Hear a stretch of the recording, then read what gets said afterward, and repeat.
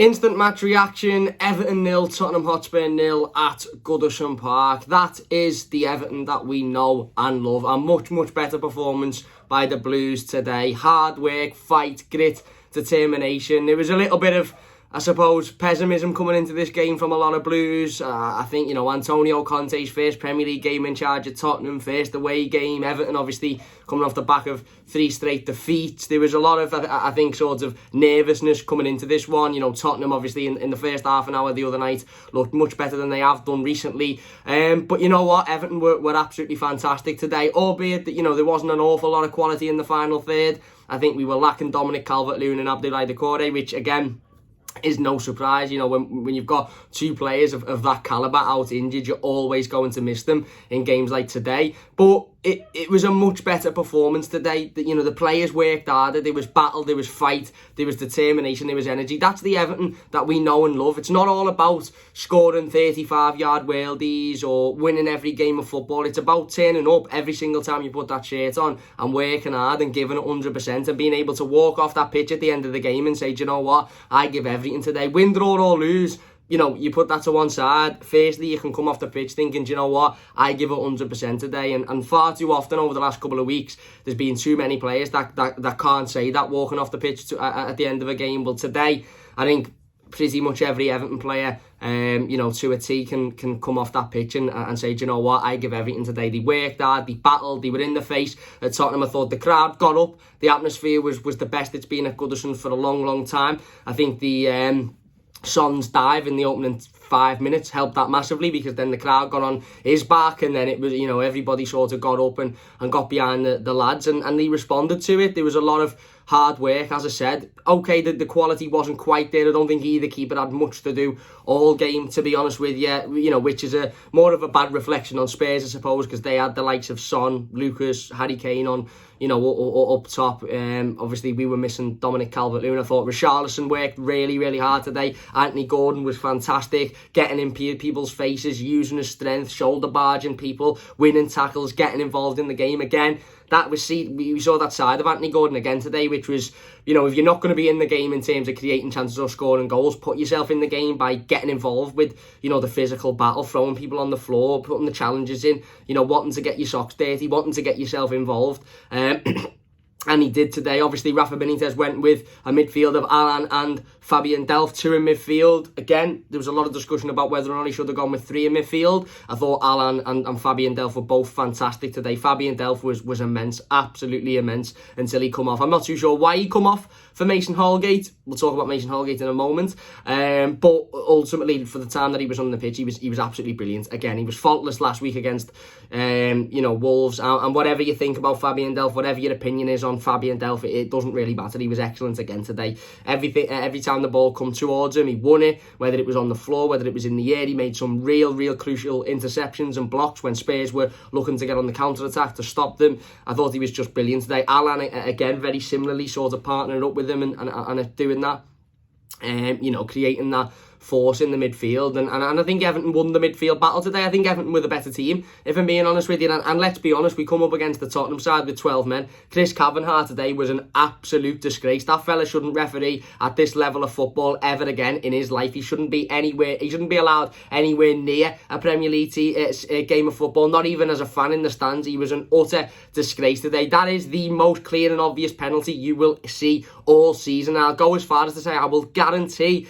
that one of those decisions, that same situation will happen in a game involving the Big Six at some point in the next couple of weeks, and that penalty will be given. It's just utter bias. That's all it is. It's pure bias, pure and utter bias by, the FA or the Premier League or whoever it is that officiates these absolute idiots who stand in the middle of the pitch and simply have not got a clue. It's either they have not got a clue or they're blatant utter bias, and it's cheating. And I really don't understand how that penalty wasn't given. Yes, Lloris might get a touch on the ball, but he stops Richarlison from taking it round him and ultimately scoring. And then Richarlison gets up and picks the ball back up with a free shot on goal because Lloris is in no man's land, and he blows for the penalty. So not only have you blew for the penalty and stopped us from getting back up and scoring, you've blew for the penalty and then not giving it. utterly disgraceful. That referee is shocking every time he comes to Goodison, and that's why I don't think it's just a bad refereeing or a bad performance. It's bias. It's clear and utter bias. That's all it is. He was the same referee that overturned Dominic Calvert-Lewin's goal a couple of years ago against Manchester United. Absolutely shocking decision. The Mason Holgate red card, again, it's clear you're not allowed to tackle in football anymore. You know, we speak every week about football and where it's going and what's the point and the rules and the referees and VAR and all of this and all that. You can't tackle in football anymore. You simply can't. It used to be, if you win the ball, that's it. First and foremost, that's it. And it's funny, isn't it? How when Lloris won the ball in the box, that was it. No penalty because he's won the ball. But when Mason Holgate wins the ball, that doesn't matter that he's won the ball because it's still dangerous play. Utter fucking nonsense. Do us a favour and just come out and say, listen, we need the big six to win. We need Tottenham to win. It's Conte's first game. It'll be boss on the Sky headlines. So we need them to win. So you're not getting that penalty and we're going to give you the red card. Just come out and admit your bias. Stop trying to blag that it's fair because it's not fair whatsoever. Utterly disgusting, disgraceful refereeing performance today. How Emerson Royale wasn't sent off, how Sergio Reguilon wasn't sent off, how Harry Kane didn't get a yellow for at least moaning every 5 seconds, how Son wasn't given a yellow card despite the fact he threw 2 or 3 awful challenges in. I'll never know. I will absolutely never know. And that for me, makes this performance from Everton a better performance. It gives it more credibility, it gives it more respect because we were playing a team with 12 men today. It's as simple as that. He may as well have had the white kit on. That's how blatantly biased he was. And we got up and we fought and we battled. And they're the types of games where the crowd comes alive at Goodison. They're the type of games where the crowd comes alive because it's clear the referee is against you and on the side of the opposition. So you get up, you're having a go, you're moaning, you're screaming, you're shouting, and the players react to that. And I thought the players reacted to that well today. Okay, you know, we didn't have a lot of chances. We didn't create a lot going forward. There was a clear lack of quality in that final third.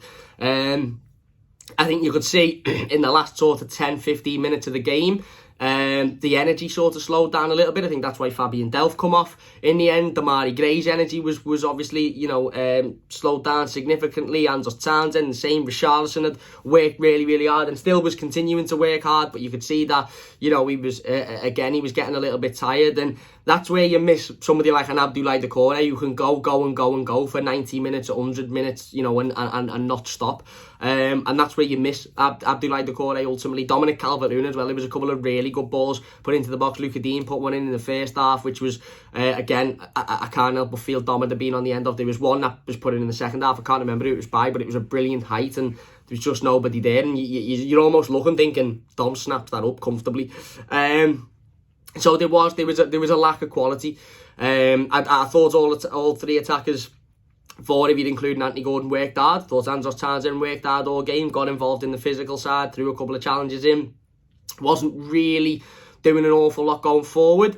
Damari Gray I thought was good. You know, again, there was a couple of times when he got the ball and he maybe could have made a better decision than what he did, but he still worked hard, he still picked it up, he held the ball well, you know, he moved it into good areas. Richarlison worked his absolute arse off. He caused himself, you know, he made himself a nuisance for the back line to, you know, to deal with, Tottenham's back line to deal with. Not that it meant anything because Chris Kavanagh wouldn't have given a penalty even if Richarlison had been, you know, even if he'd had his head taken off by Eric Dyer, he'd have said play on. But he worked hard, he made a nuisance of himself. Anthony Gordon today I thought was really impressive, and I'm to be honest with you, I'm glad that he wasn't taken off today, Anthony Gordon, because he worked hard. He worked really, really hard today. I know obviously, you know, Kavanagh come on and when Mason Holgate was sent off and Tom Davis.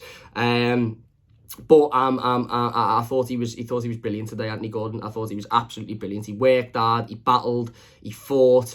You know, as I said, he's grown up an awful lot, Anthony Gordon. Even in the last 12 months, he's gone from just being a player who, when the ball isn't coming to him or when he's not got the ball, just stands still and doesn't really impact the game, to getting involved. You know, almost giving that boost to other players because they're seeing his physicality, they're seeing his levels of commitment, his hard work and that passion that he has for this football club, and that's what you need. You need players like that in the side. I thought defensively we were much better today, much better. I don't want to go overboard and get ahead of myself because I am well aware that I could be sitting here this time in a couple of weeks after the international breaks, you know, again slating the defence for being utter shite, but I think Ben Godfrey was much better today in that centre-back position.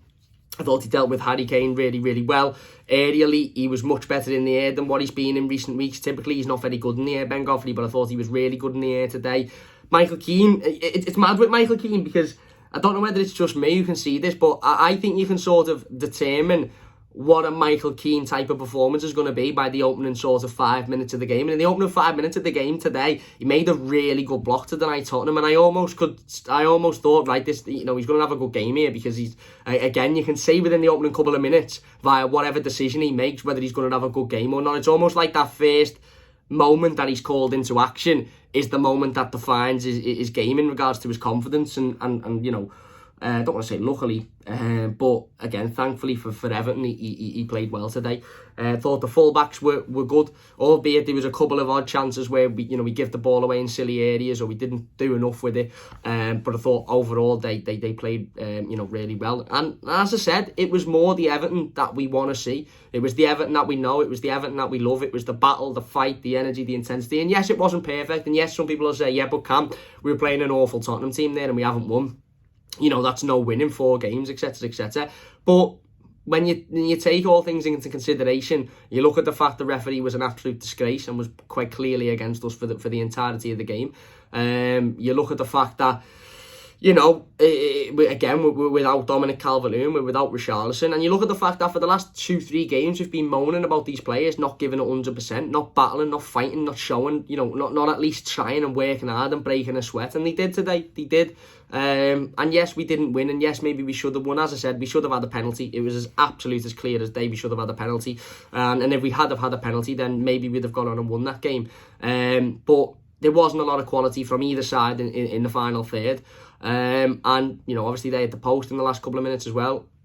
It's not a bad point. All things considered, the context of where we are at the moment and the form and the recent performances and the frustration from fans, I think it's an alright point today. I think it's a decent point. Yes, it would be nice to get all 3, and yes, on another day we probably should have gotten all 3, because Antonio Conte's got a ridiculously tough task on his hands if he's going to turn Tottenham into anything more than bang average mid-table, because that's what they are at the moment.